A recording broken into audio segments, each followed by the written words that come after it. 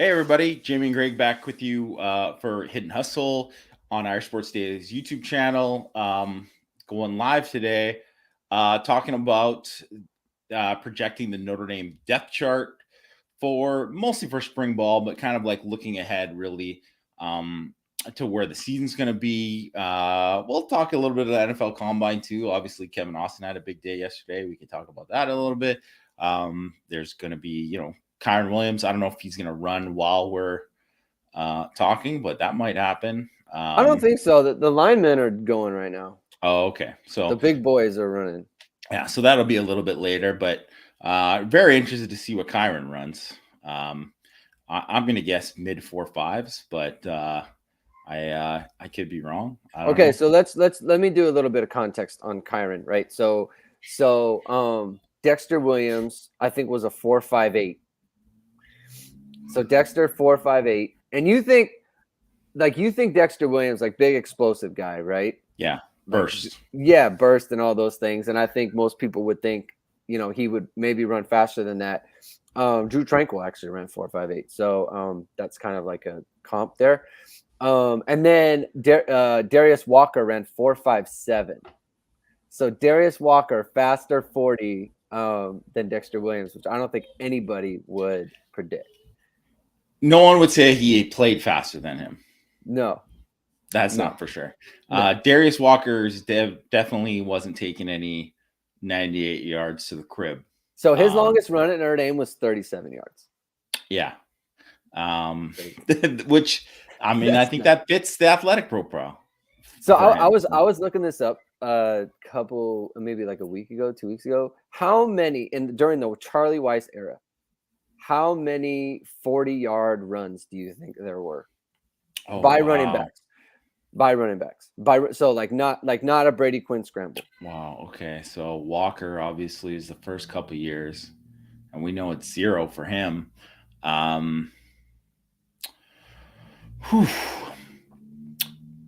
we talking because I think Travis Thomas might have had a fake punt that went for something, but Well, I'm gonna guess it's Smith one too. I guess. Okay.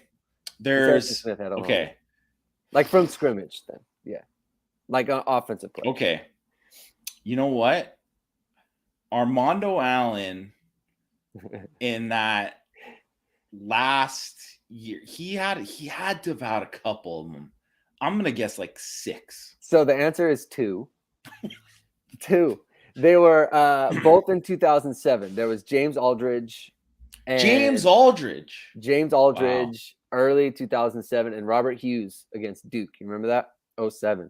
Oh, I do remember that. After that, there's no other 40-yard runs. Oh, just exactly as you expected. Yeah, big Robert Hughes and James Aldridge. And Notre Dame had number 4 offense SP plus in 2009.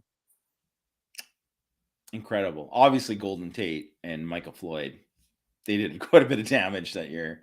Rudolph has scored a 95-yard touchdown against Michigan, so they got some explosive plays through the air. But wow, that's bad. The running game was not good then. I mean, really, the offensive line play was not very good. They had to be fair to Charlie Weiss, they had to completely rebuild the offensive line. He inherited okay starters, but then the depth there was pretty bad.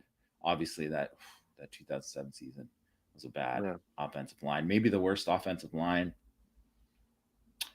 I don't know. I mean, I didn't watch back the worst that I've seen from Notre Dame's offensive line that I can remember.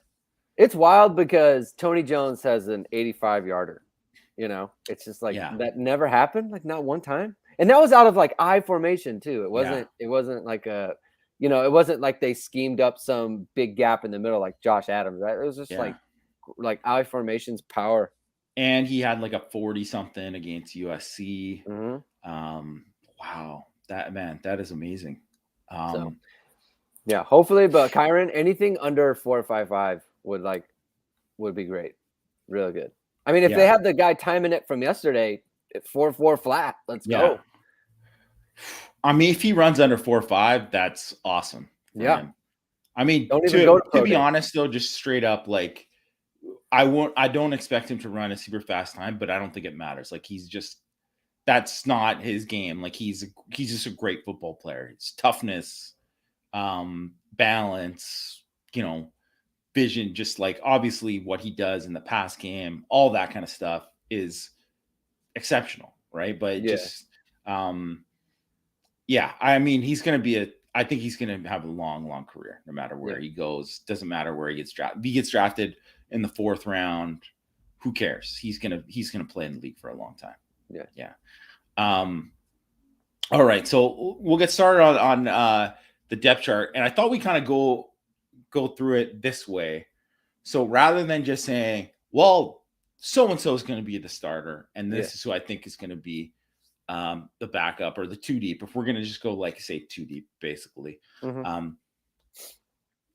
One, it's like just a complete guess. I hate that. It's like a complete guess because they're going to have, spring ball, all this stuff. So much stuff can happen that can change it. So just that can kind of change everything going into the summer. And I mean, if you look at, say, like Dylan Gibbons last year, you would have said, well, this guy's going to start at guard probably, right? Like heading into spring, you'd say probably projected him to start guard. He wasn't on the team, right? Like he transferred out. And that's just how or people would have said like Quinn Carroll might have started at right guard or something, you know what I mean? And he's not on the team anymore. Like that's just how, whatever. So the way I thought we'd do it, so we'll start with quarterbacks first, because I think that's the kind of easiest way to do it, because, we're starting from the offense and starting from the top, the most important position on the team, but we'll kind of go through it scenario. So scenario 1, Tyler Buckner, how everyone projects, he's a starter. Drew Pine ends up, having a good spring during this time. He's the backup. And then you have, obviously, Steve Angeli is the number 3. Everything kind of goes like Buckner makes this big jump. Matt had some good reporting where he just talked about him, Buckner stepping up in a leadership role and all that. And that way, Drew Pine decides to stay, still wants to compete, doesn't know anything can happen, can get a chance. That's the way it kind of goes. And then obviously you see what happens there. Scenario 2, Drew Pine wins the job, right? Wins the job. And Buckner ends up being the backup and, still needs more time to develop, whatnot.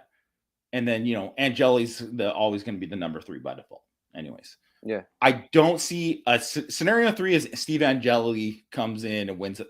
Don't see that happening. It's a very small percentage of that happening.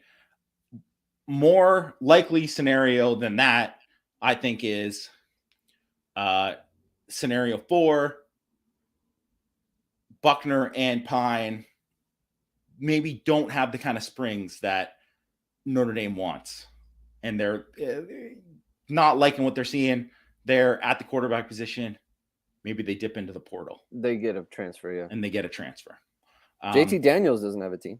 He does not have a team, but I don't see him as a fit at Notre Dame. But you never know who might go. I'm just throwing out a name. Yeah.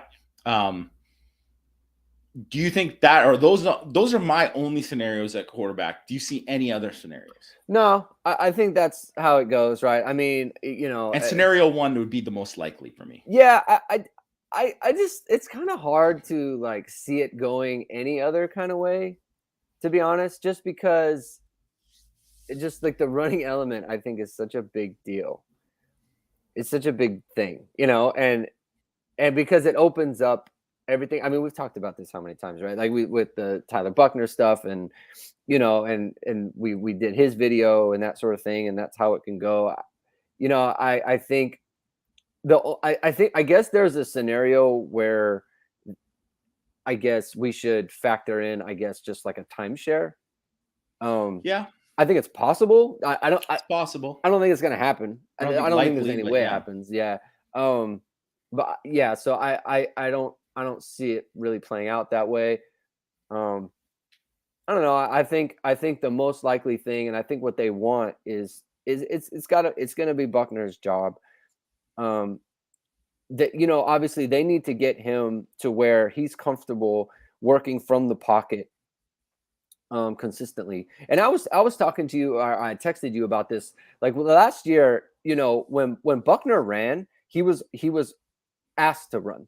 They ran an RPO or they ran some sort of like quarterback boot where it's like there's an option to run built into the play. When they dropped him back, when they did play action, like straight drop back, he threw the ball in that instance, right? So they had like PFF had him down for 38 dropbacks and 2 scrambles. One of the scrambles was a kind of like a quarterback boot, where like there's an option to throw built or option to run built in, right? So I don't even count that as a drop back, right? And then there's one more they said he had against Virginia Tech. Let's just assume that is legit, right? They dropped him back and he scrambled. Like that's one time, right? Like one scramble in 38 attempts. He is not trying to run. He doesn't want to be a runner when they ask him to throw. Like he wants to be a thrower. So I think that is a huge part of, you know, I think a lot of people are concerned about, you know, him escaping the pocket or trying to get out of the pocket and wanting them to, you know, how is the offense going to kind of manifest itself from a passing game? Because I think a lot of people like that from Jack Cohn last year. When he had time, he was comfortable going through progressions and hitting the dig route over the middle with someone in his face when he's not trying to run away, right? People like that. And that's what they need Tyler Buckner to do in conjunction with his running. So I think that's what Notre Dame will be working on. And you know, I think he has like way more upside as a thrower than Drew Pine does, just because of his arm strength and, you know, the things that he can do on the run and that sort of thing. So, you know, that's kind of how I see that going. And I think that's how most people see it going. Yeah. And I just think that, I think that's kind of what everybody, well, not everybody, because there's definitely people who are Drew Pine people, you know, that want or think he didn't get enough of a chance after what happened at Wisconsin last year and or versus Wisconsin last year and against Cincinnati as well. So I do think that, you know, if Pine comes out, the way scenario 2 happens is for Pine to start. Pine has to be lights out, just lights out, like just absolutely just undeniable, so much better. And it could happen. But that's how it's got to happen. And I think that's probably unlikely, and probably scenario 1 is probably the most likely. So at running back, you know, this one we probably don't have to spend as much time on, because I would assume there's going to be like they're going to share the backfield, you know? Yeah. Is Chris Tyree going to be the number 1? I'd say probably he's going to be RB1. And that is like, would be scenario 1 is RB1, Chris Tyree getting whatever, 15, 20, whatever touches per game. Logan Diggs next, Osteme, how they divide that, whatever, right? You know, JD Price certainly in the mix. Sibo, I would not expect to. I would be surprised if he's still on the roster in the fall. Yeah, that's a weird one. I wanted to talk to you about that. Like, do you have any inkling that because you don't see him in any of the videos is the thing. I haven't seen him. He might just be finishing up his degree. Yeah, which makes sense. I don't know. I haven't heard anything that like for sure he's gone or anything like that. But I just think that I think Siebo's a good player. Yeah, like he could help the team if they. He has 10 touchdowns. Yeah, he has more touchdowns than Michael Mayer. Yeah, he's got multiple 100-yard games. There's not a lot of backs that have that. You do that at Notre Dame, and was very good in that Boston College game. Very, very good. And just says whenever he's got an opportunity, he's kind of just showed that he can play. I think he can start on a lot of Power 5 teams. So, and I don't even know if he'll get a shot at another Power 5 school, but like, I just think that he probably if he goes somewhere, he can get a better chance to play somewhere. So, and obviously he was and legitimately he was hurt at the end of last year too, because I know there was he was in the doghouse for sure at the beginning of the year, no doubt.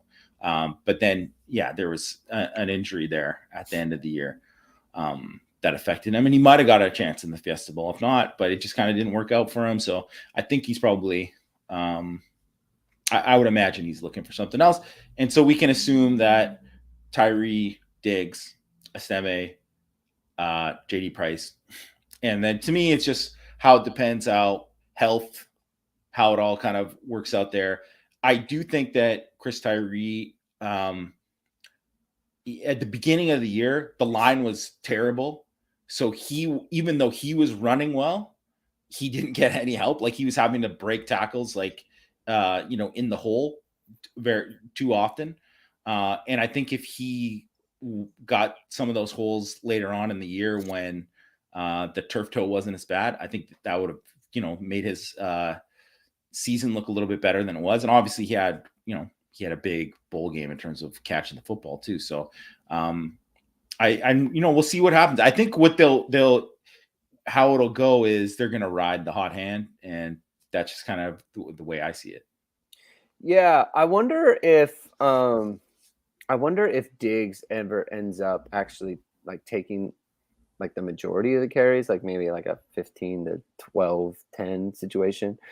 The thing about Tyree is Tyree fits really well with the 2017 style of running game where the holes were big. Yeah, you're running a lot of sweeps with a pin and pull, and then he's just all of a sudden seeing a seam and hitting it. Right. I was saying to Mike on Power Hour earlier this week, he would probably rush for 1,500 yards that year. Because the holes were so big. Yeah, because they're so big, and it's like a one cut thing, right? Yes. Where it's one cut, go, boom. Yeah, you hit it and you go, and that's what he needs to do. And I think the reason that he would have struggled last year, even without the turf toe, because Kyren was the perfect back for the offensive line last year, in the second half, because there were so many times where there would be a hole, but not where the play was unnecessarily designed to go. Kyren was so good at finding space where, outside of it. So let's say we're running the outside zone to the left. It's he can feel the cutback, or we're running inside zone but I feel it a hole opening up on the left, and he can just kind of jump over there, and then there's the space right there. And that's not really Tyree's game. Tyree is a get the ball, see the hole, hit the hole, make one cut, go, right? And those opportunities weren't there as much for any running back last year. I think I think they had to run a lot of inside zone and duo last year, and that the outside zone is run and stretch that I think it fits Tyree better. So it'll be interesting to kind of see what they do, because I think obviously that's kind of what they were doing before with Heastand, and I think obviously they're going to be better on the offensive line. And that could kind of lead into the next thing. Well, actually, let's go tight end first, because we'll just get that out of the way. Michael Mayer, tight end 1. What's the scenario there? There is no scenario, whatever. But I think, for the second tight end, because, you look at the receiver position, which we'll get into, but they're probably going to run a lot of 12 personnel this year. So, and right now, as it stands, I think Kane Barong, Matt reported he's doing really good in terms of his rehab. So I don't think he's going to participate in spring at all, but he tore his ACL last year. But I think he may be limited, do some of that stuff. And if he goes and does, so I don't expect him to get into the competition this right now. And then I think with his game, I don't think he's an inline guy. I think he's much more of a move tight end, much more similar to kind of what Mayer does well. So it's almost like a redundancy a little bit. So I do think, I've heard a lot of good things about him in and practices and kind of what he's done in terms of like especially like in one-on-ones and how difficult he is to handle. So I think he still has like a future. I don't want to get that twisted, but I just don't think he will be the tight end when he comes back. I don't imagine he'll be the second tight end very often. Is the way I'd put it. So Mitchell Evans, Kevin Bauman, those are the guys going to battle out for tight end too. Mitchell Evans, I'm very, very high on him. Obviously had a really good freshman season, showed some good stuff. Kevin Bauman obviously looked like he was set up to have maybe a breakout year. Obviously got hurt in that first game, missed like pretty much most of the season, and then came back and then didn't really play when he came back, like barely really. And Evans played in front of him. New coach now. Jared Parker's the tight end coach now, so it's not like there's any kind of like McNulty likes this guy better than he likes another guy. So you got to get kind of wait and check it out. But I think, how those guys block, I think is going to depend on it. But I think both those guys have a chance to be pretty good. I would say it's like, should be a good competition, pretty good problem to have. I love Mitchell Evans. I've always liked him. And you know what? When you show up, I think it means a lot. Like, okay. Everyone kind of poo-poos on the spring game, and I get it, right? The spring game, fine, nothing. But Mitchell Evans was a freshman, okay? And he came in as a mid-year guy, and he made plays in the spring game. And that's like good. You're playing against like college players, okay? And for one, like, look, if I don't know, like Lawrence Keys, right? Lawrence Keys was a junior last year going into the thing? Was he going into his fourth year? Yeah. Going into his fourth year, right? So he's a senior playing in the spring game, and he has 5 catches on 14 targets, right? And everyone's like super excited. Like that's the kind of thing where it's like, well, I don't know, right? Like 5 on 14 targets is that's not great efficiency, especially when you're going against second teamers a lot. But when you have Mitchell Evans, who has like 3 catches, he's been on campus for like 2 months, and he's making plays against college. Now that to me, that's a little bit different, right? I always loved his game. I loved his tape. He had a little bit of wiggle. He knew how to play football at multiple positions. It wasn't just tight end, right? He was a quarterback. They put him out at wide receiver. He did tight end, right, as an inline blocker and that sort of thing. And then he came in and actually played well when he was playing a little bit in place of Michael Mayer against Virginia Tech. Then they kicked him out of the game because they don't know what targeting is. And it's like, that was a bad call. Terribleness, right? But like he's in there doing it, And so, but it's kind of like you said, like I see him more as like a move tight end too. So like split out kind of guy, like more of a bigger role when he's. But I think he's got like inline kind of size. The question: Can he be Tremble? Can he be like that? I don't think any of these guys are Tremble. To be honest, I just. But like, do the things that he does. Like maybe not as well, but like, are they gonna like have him? Can they like put him in like the backfield? I don't know. I will see what they do with some of this stuff. I think actually the guy who's would be best at that is Michael Mayer, but you can't really use him like that. You can only have one Michael Mayer. Yeah. So I don't know what they're going to do. I would be interesting to kind of see what they do, because I really think, especially with the number of tight ends they can have, some of the wham stuff that they can do with those guys, I think it's really going to be really interesting. So. And I mean, I'm with you on Mitchell Evans too. Like I gave him a higher grade than Kane Barong, and I know like Kane Barong was rated much higher nationally than him, and he was a higher grade than they were in the same class, but then Bauman as well. So I was just really high in his athleticism. So I think I'm really excited. I think he's a breakout guy this spring. Definitely got to watch this spring. So it'll be interesting to see what happens there. Okay, wide receiver. Not going to have to talk about a lot of guys because it's not a big group, right? It's not a big group. So really, Avery Davis, you can just kind of get it out of the way. He's back. He's going to play a lot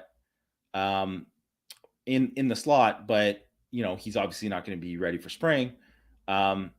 So Lorenzo Styles, you expect to get a lot of work in the slot in the spring. I think he's also going to play to the field. That's where Lindsey is too. Lindsey's obviously there, established there. Joe Wilkins, I think, going to work at the boundary. And then you have Deion Colsey, Jaden Thomas. Jaden Thomas, I think, probably flip a little bit both sides. To me, the boundary, you're kind of established. Like the slot in the field, you're going to be fine, I think. Yeah. Notre Dame's going to be fine. Obviously, barring health, right? Health, because obviously they don't have the numbers, right? And there's Matt Salerno there too. I should mention he's now on scholarship. I mean, I don't expect him to make a big impact, but I mean, he's going to take reps within the slot. Boundary. So the question to me is, Joe Wilkins, can he have like a Javon McKinley, like late kind of surge in his career? Obviously, he got hurt last year. And, Kevin Austin was in front of him. But now that spot's wide open there, right? Is it him? Is it Deion Colsey, who obviously flashed, some great things, and that would be great for not just now, but in the future. And then Jaden Thomas, heard he did really well in bowl prep, right? So, and obviously Tobias Merriweather's coming in the summer. That'll enter into the conversation. But to me, in the spring, it's all about the boundary and kind of seeing who's going to step forward there, and if one of those guys can step forward. And to me, it's whether or not, because I think Wilkins, for sure, he's going to hold his own and be solid at the very least. And it's if Colsey can just like separate there and be the guy. Big offseason for Colsey. Because here's the thing. I think Tobias Merriweather is lurking. And he's a very talented player. He's really good. And he's not going to do the thing where it's like he gets all the snaps or anything like that. But he can cut into it if Colsey is not, like, he doesn't have the type of spring, especially in the weight room.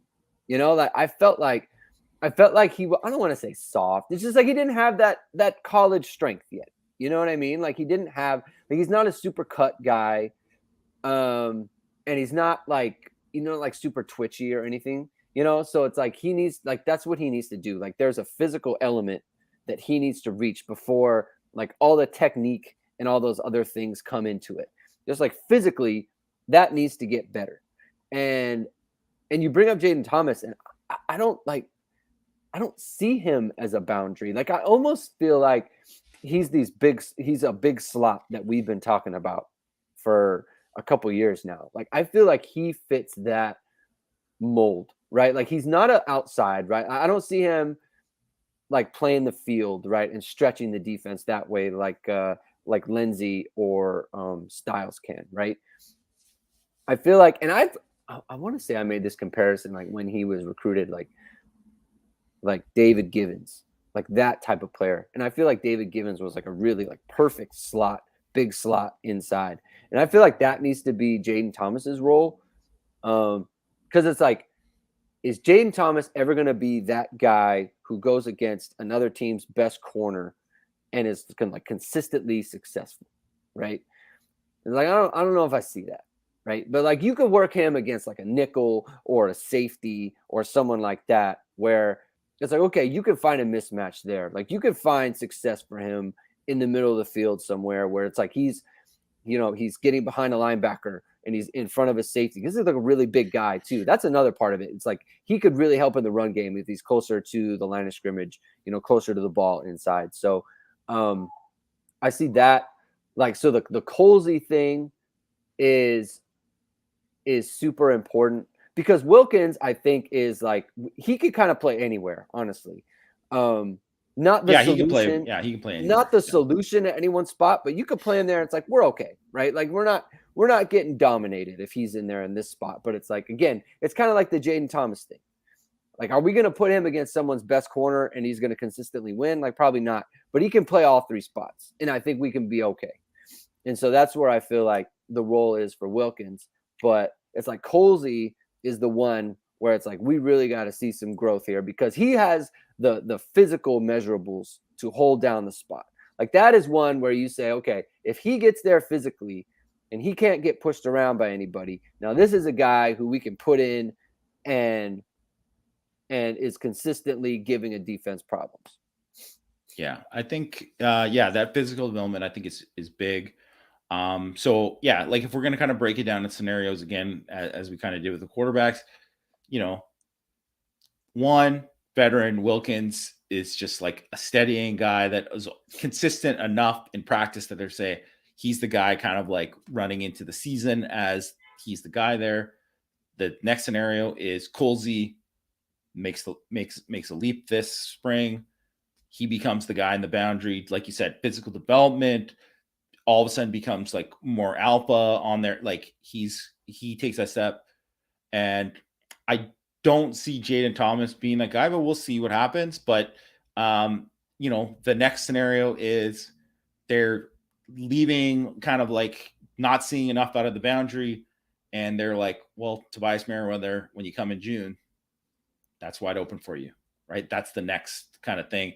And obviously, wide receiver is another spot that I would expect that they'll look. I don't know if they'll be able to get anyone, but they'll look in the portal after the spring and try to improve that position just depth wise. And if they could get a guy that can, I mean, could happen. Probably not, but it could happen, right? Offensive line, I think we can go a little quick. Tackle, we can go super quick. It's just basically Alt and Fisher. I think we feel it's pretty confident. Both those guys, left or right, they'll figure it out. You know what they want to do with that. Whether one of those guys is left or right, Heaston will figure that out. They'll get it figured out. The kind of depth there. I'm intrigued by what a guy like Tosh Baker will do under Harry Heastand.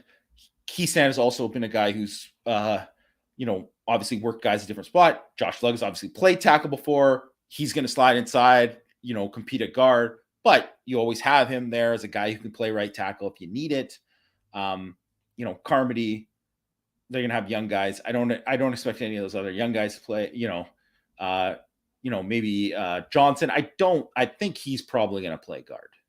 I think Caleb Johnson, yep, who was also a freshman last year. I think he's going to play guard. I don't think he's going to be in the 2 deep, but whatever. I'm just letting. Could be an outside shot that he would get there, crack the 2 deep. So center, Jared Patterson, done. Don't need to talk about that. Zeke Correll, I think here's the scenario with Zeke Correll.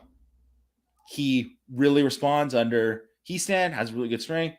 He's like all in, wants to stay. He's groomed, like, even though, because he still technically could have because of that COVID year, he gets an extra year, right? So he could still have a couple more years of starting after, right? If he coming back with Patterson. So that's the way you could kind of look at it, is that he could see steps up. He's the number 2 center, and then he's going to stick around and be that guy after, right? But there's also Pat Coogan I think has a chance to crack the 2 deep there.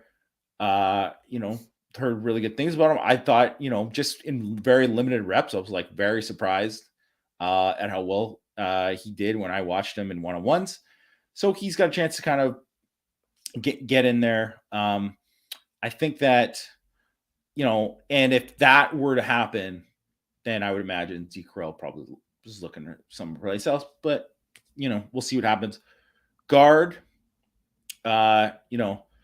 it's easy to just say, well, Lugg, slide into right guard, right? Slide into right guard. I don't think it's going to be that simple. Kristofik at left guard, I don't think it's that simple. You got Rocco Spindler's going to compete there. You have, Correll, I don't think will compete there, but maybe a Michael Carmody could compete there. Maybe Coogan, if they really like him enough, right? That's a spot that he could do. And those guys are, I'm not going to count like on Shrouth. Obviously, Billy Shrouth isn't competing in this. Caleb Johnson, we'll see where he's at. I think obviously a lot of it's physical development. Joey Tonona, don't expect him to compete as an early enrollee really into the mix there. Even if Shrouth was healthy, wouldn't expect him to really compete. Maybe crack the 2 deep, maybe, but not any further. And I think you could crack the 2 deep in the fall. But the scenario there is, oh, we got all these 4 starters back or whatever, right? Lug slide right inside. He's going to go right. There's Kristoffer's left. Boom. There's your starting offensive line. The other scenario is Rocco Spindler beats out Andrew Kristoffer. He ends up being the left guard there. What they're going to do with Kristoffer, he's the backup there, whatever. You'll see what happens. Other scenario is Josh Lugg, similar to a Dylan Gibbons situation last year, comes in, he gets beat out by Spindler, or Spindler and Kristoffer are going to be the 2 guards. Because I see either one or Lugg or Kristoffer starting. And that's just, I would be surprised if at least one of those guys wasn't starting. And I think Spindler's the most likely other guy. And if that was to happen and say Lugg wasn't there, then maybe Lugg's looking for someplace else, because obviously he started all of last year. And then if he's going to come back for a 6th year, he's going to do it. Is that a likely scenario? I'd say probably not likely, but it could happen. Could easily happen. I don't think Josh Lugg has shown that he's played at a level where you're like, this is his spot. Like, yeah. I don't even say it's his, like, I would say you put him in there, he's number 1 at the start of spring, but I don't even like, it's his spot to lose, but he could easily lose it. Well, but he got moved. Yeah. So it's like that kind of goes to show, right? That like, says it a lot. Yeah. Yeah. Like he got moved, and obviously he got moved for Blake, but it's like they could have, they didn't, it's not like they moved him. Like, they didn't solve their left tackle problem by moving Josh Lugg over there, so that just kind of goes to show on that. Yeah, I mean, it's crazy. Like, to me, it's like there's so much intrigue, because you have, like, so let's say, okay, you have Tosh Baker, right? Top 100 guy. You have Zeke Correll, top 100 guy. You have Rocco Spindler, top like 50 guy. You have Michael Carmody was a top 150 guy. And then you have Andrew Kristoffer, top 200 guy. I feel like Tosh Baker, like, everyone who's ever seen Tosh Baker says that guy is he's for sure like a guy who, if he's not playing in the NFL, people will be like, hey man, do you like, if he like goes back and lives in Arizona, people will be like, so you play for the Cardinals, right? Like, people would say that. Like, he is a huge human being. Right. He's he's all of 6'8" and easily and carries well over 300 pounds. Well, right. And so what do they have in store for him? Right. Like, how does he view his place? Because you have Alt and you have Fisher. They're just not going anywhere. And Baker doesn't have the type of build where it's like, oh, he could be a guard. Like, he cannot. He's huge. He's too big. So, like, how does he fit? Right. And I think that Carmody, he could be a guard, but it's one of those things, like, can play guard. Whereas, like, you have Rocco and you have Kristoffer. Like, Kristoffer is already ahead of him because he's already been playing all this time, right? And obviously, when you have a new coach, you never know who is going to be the one where it's like that guy and that coach just click, right? Like, they just hit it off, especially on the offensive line, right? So that's kind of the big wild card in this whole thing. Like, who is going to click with Harry Hiestand the most amongst the players who are fighting for a spot, right? Because Rocco seems like a Harry Hiestand kind of guy too, right? Like, out in the farm, like, always kind of like no BS.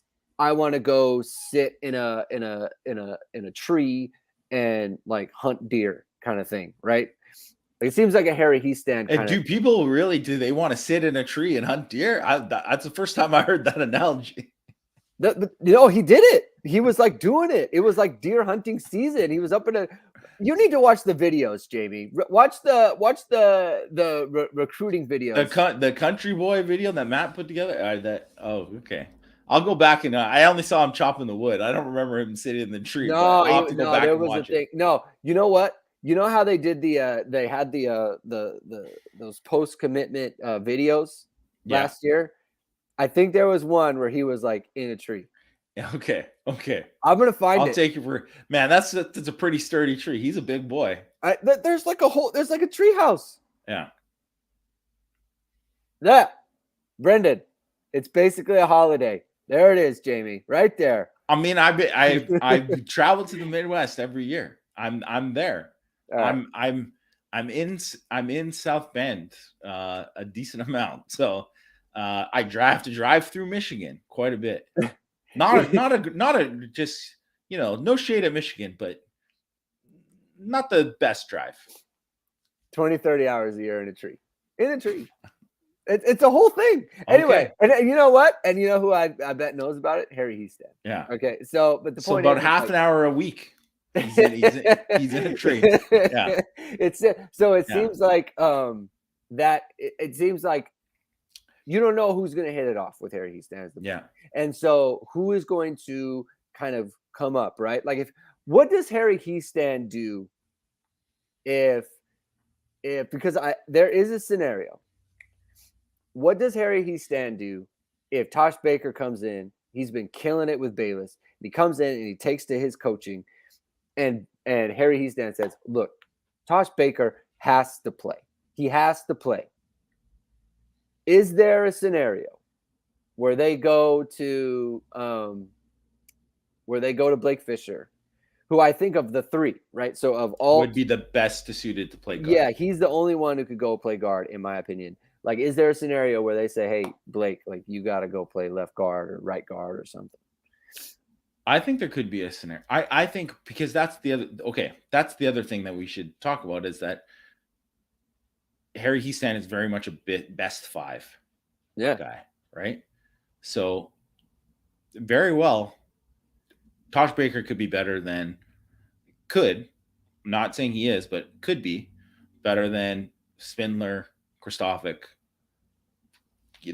Lug, etc., whatever, right? Like he could be in, and if it's viewed that way, that might be. I mean, and then Fisher, I think probably wants to play tackle, but I mean, you can also say, "Hey, kid, I coach Quentin Nelson."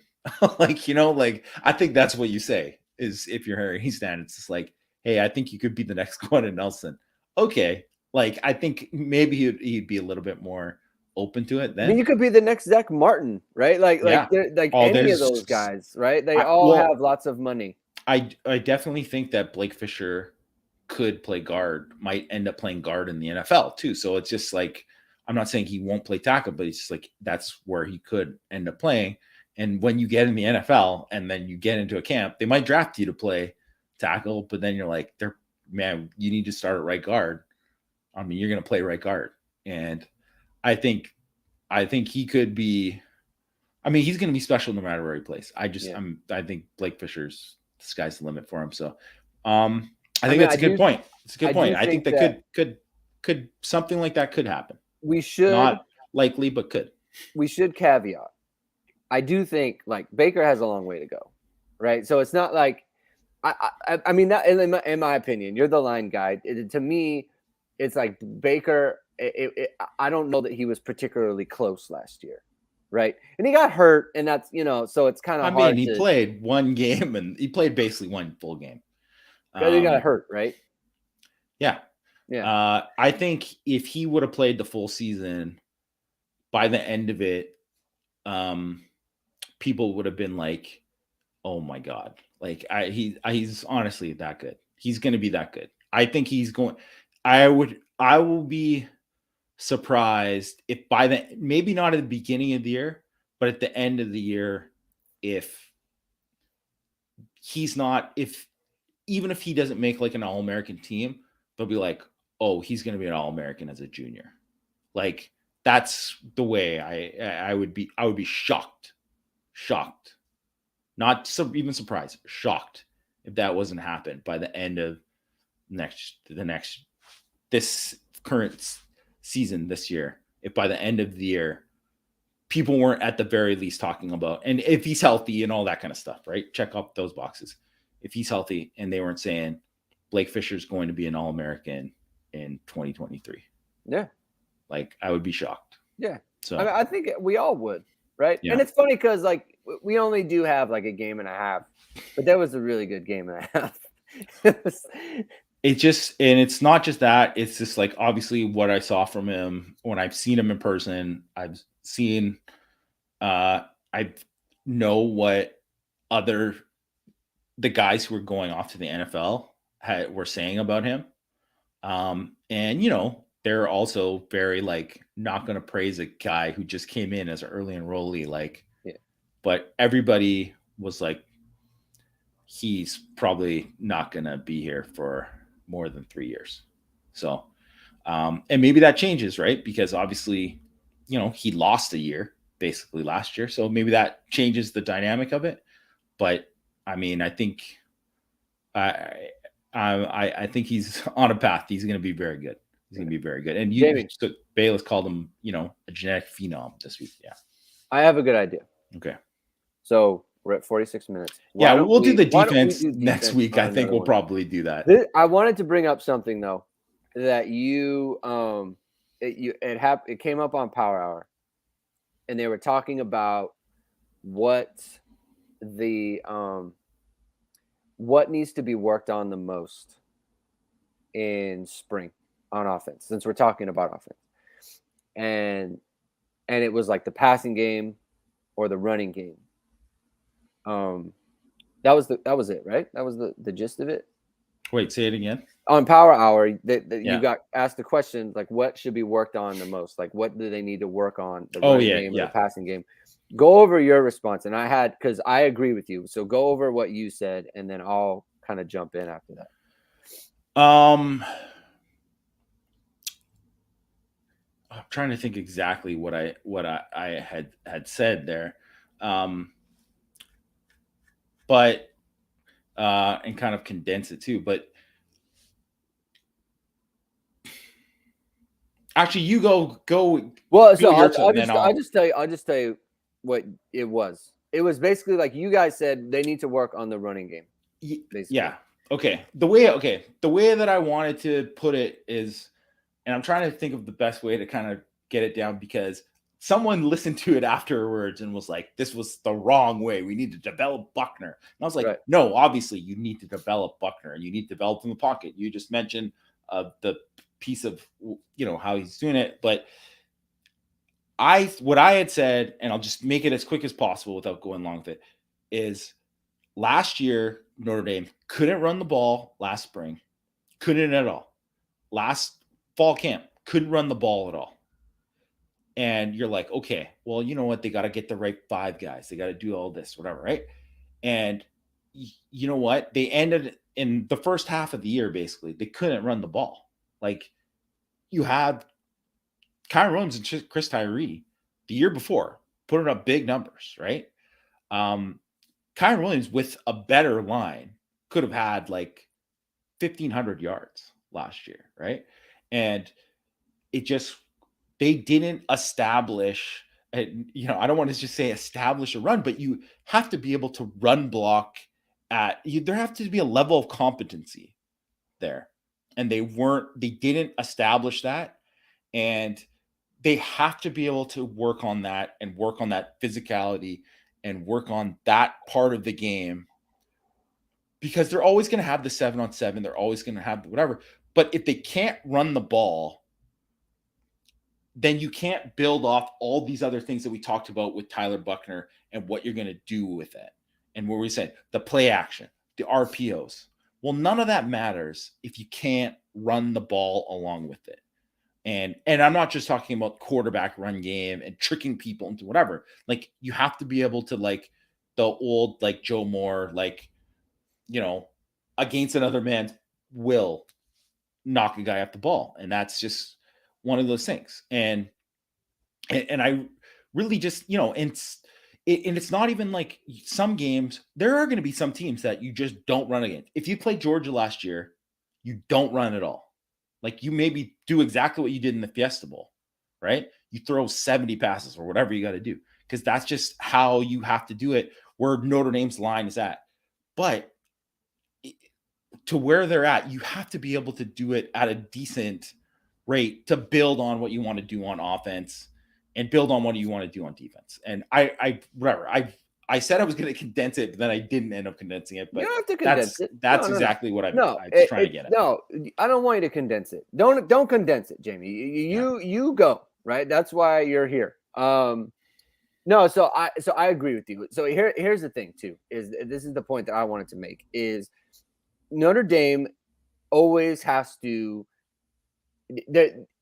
especially Marcus Freeman now, because he's a new coach and everything, like you need to establish, like, I hate saying establish an identity, but they do need to establish at least a mindset, right? And Notre Dame is always good. What do they always say, right? Everyone loves to say Notre Dame is O-line U, right? Well, if you're going to be O-line U, then that needs to be your focus all the time. Notre Dame is always going to have an advantage up front against the teams that they play because of that reputation, right? You don't get Harry Heastand and bring him in and have him, you're kind of like, okay, like you have to convince the players, like, it's, hey, like he's going to scream at you and he's going to do all these things, right? But it's okay because he's going to turn you into Quentin Nelson and Ronnie Stanley and all that stuff, right? You don't do that if you're going to just be like, oh, and now we're going to come to the spring and we're going to work on, our pass. Guess what, guys? Super wide splits. Super wide splits. Just straight bubble screens. Like, no, you're not doing that. You're just not. Right. And that is their big advantage. And Notre Dame has to have the mindset of, in my opinion, Notre Dame needs to always have that mindset, and especially with Marcus Freeman, and I think that he needs to lead into this, is like, we are going to kick the crap out of teams. We are going to beat you up. And the way that you do that is you set the tone immediately in the spring. Because here's the other part of it too. You don't have a bunch of wide receivers. So it kind of works out, right? Like it works out that we don't have a bunch of wide receivers. We just went over the fact that they have a ton of offensive linemen. They have a ton of offensive line talent. So lean into that and say, we are going to go at teams. Because, and you brought it up too, it's not like you run the ball and you work on the running game. You can run RPOs off that. You're throwing off of that stuff. And the other part is, that's what Tyler Buchner needs to master, basically. Yeah. He needs to master that stuff, because every play he has to make a decision. And if you go back and you look at, all the RPOs that he ran and that sort of thing, he made some really good decisions and he made some poor decisions, right? And that makes sense because he's a freshman and he hasn't done it as much. But if you're going to be the guy and the whole operation is going to be on your shoulders, and they're going to be running RPOs, they're going to be running zone reads, they're going to be doing all these other things, that his decision making in the RPO game, in the zone read game, has to be very good in order for Notre Dame to be successful, right? And that goes for Drew Pine as well. If he comes in, something happens to Tyler Buchner or whatever, he ends up winning the job, he has to be good at that. So they need to rep those things all the time, right? And it's not like they're never working on the passing game. Of course they're working on the passing game, right? Like there's no way they're not. But at the same time, that needs to be their focus. They need to focus on running the ball, because that sets up everything else. It sets up the way that the team views itself. It sets up the attitude of the team. It sets up the attitude of the defense, right? That they're going to get run at every day, so they need to toughen up as well. So it all kind of hinges off of the running game. You focus on that, and then you build from there. Obviously, you can do 7-on-7, right? Obviously, you work on the passing game. But you need to be a good running team. Notre Dame needs to be a dominant running team, not just good. They need to be dominant. And I think if you look at the last 5 years of Brian Kelly's success at Notre Dame, a big part of that was Notre Dame was like at a level on, like, if you look at how Notre Dame has dominated the ACC, like dominated the ACC minus Clemson, right? they've dominated the rest of the teams in the ACCs. Like since they've had that agreement, basically, or especially since 2017, they've only lost to one time. Miami was the only game they lost to an ACC team outside of the 2 losses at Clemson. And one of those was, I mean, both of those were actually not regular season games, right? They were both like postseason games. So Yeah. that's how much they've dominated the ACC. Well, the one reason is because they're way better up front, offensive line, defensive line, than the rest of the ACC. And if you look at it, you're just like, that's why like Notre Dame is getting like 3 guys on the all ACC first team offensive line when they were in the ACC for the 2020 season, right? So that is, yeah, you have to be. I'm not saying too, it's not about running the ball 70% of the time. It's not, it's not even being saying like you want to even be like super heavy. Like 50-50 split is completely fine. Even if I like say pass more, that's fine too. But you have to be able, like you said, it's RPOs and the threat of it and all of that goes along with it. And once you establish that, it changes everything. And that's why Alabama's offense was impossible to defend in that, that 2020 season. Like they're just nothing, because you either have to put more bodies in the box and they're like, oh, we've got you out leveraged out in the perimeter now, or or you don't have enough guys there and they're like, oh, we're our offensive line that has a bunch of 330-pound dudes with Evan Neal and like just like whatever. We have like 4 first-round picks on this offensive line. We're gonna run it down your throat with Najee Harris. Like that's what made them unstoppable, right? And that's obviously the ideal. That's what you shoot for. But Notre Dame can have that kind of offensive line. So that's what you kind of want to go for. Yep. I agree. Yeah.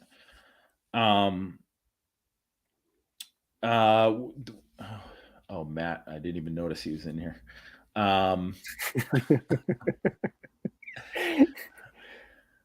Matt, you're throwing shade as always. Yeah, I think that can you throw up this Pops McGee thing? Because I wanted to get to it. Yeah. Where'd it go? Oh, there it is. Okay. Yeah. Yeah, no doubt that I just wanted to bring that up because it was like Carmody in the Wisconsin game was bad. Like, yeah, that guy should not have been playing in that game. Like and he was not healthy. No. And Tosh Baker wasn't good in that game either, right? I think Carmody started the game. I think we're talking about that was Cincinnati. Carmody was the Cincinnati game. It was Baker against Wisconsin. Baker was against Wisconsin. Yeah. Mm-hmm. I mean, and both those guys weren't good in those games, right? They weren't, right? But we're not evaluating those guys from those games because they're not working with the same coach anymore. They're working with a different coach. They're also a year in. You can't just judge. It's like one of those things you shouldn't just judge off of the game. Just be like, man, Buckner in that Cincinnati game, like, he was terrible. Like, look at that pick that he threw. Why did he throw that ball? Like, yeah, like, I'm not judging him based off that game. I'm not even judging him based off the bad of the whatever. All these guys develop, right? You can't just pick even Cone games, right? Yeah. Even Cone, he was awful in those games. Oh, you could have pick your thing. And now Jack Cone is like, Lance Zierlein is just like pumping him up as the sleeper of the draft, right? Like, yeah. That's from David Solomon. I think is right. Like, we have 8 players returning who made starts. We should have 10 quality linemen by Ohio State. Like, I think that's right. Like, and that's why, and to me, that's why you lean into the running game in the spring, because you have so much depth. You have so much depth, and it's like fun. And the other part is like, I think we know Patterson will start, right? Obviously, but all and Fisher, like, they'll start somewhere. but we don't really know, right? We don't know how Harry Hiestand feels about Zeke Correll. We don't know how he feels about Michael Carmody. Maybe he loves him, right? Maybe he watches his film. Maybe he loves how he works out. Maybe he loves some part of his game that we don't know about, right? So it's just kind of Maybe hard to say. Caleb Johnson is like the guy that Harry Hiestand like. It's all Yeah, of like it's just we don't. Yeah, exactly. We don't know. Maybe Caleb Johnson and Pat Coogan are the guys that are going to like. Man, these guys are really rising up because he loves them, right? Like yeah, that could happen. That could happen, right? I will say in that Ohio State game, and I know everyone wants to talk about it, and it's still a long ways away.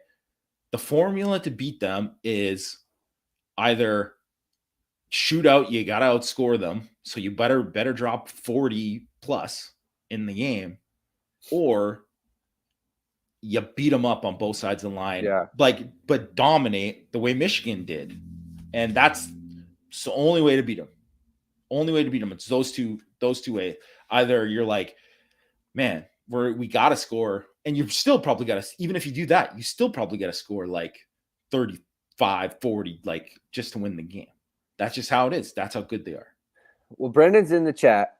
I know he's here, and he has a stat about Ohio State where like they haven't lost in like forever when they score 30 plus points. So there's that, right? So they scored 27 against Michigan, lost. Every other time they scored 24 against Oregon, lost. You got to keep the points down. Their points down. But yeah, I totally agree. Like Notre Dame has to. I think their whole mindset from now until the game is like we need to beat them up. We need to we need to be more physical than them. They need to hate playing against us. That has to be it, because that is their big advantage. You try to out scheme them through the passing game. You try to play an open game with them. That you're playing right into their hands.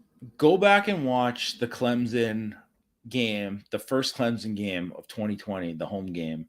God, that would have been just a great game if there were fans in the stands. I feel bad for all Notre Dame fans didn't get a chance to watch that game in person.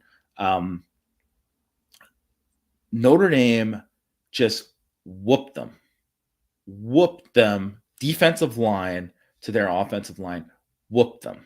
Like Travis Etienne in that game did nothing because he had never had a chance to do anything in that game.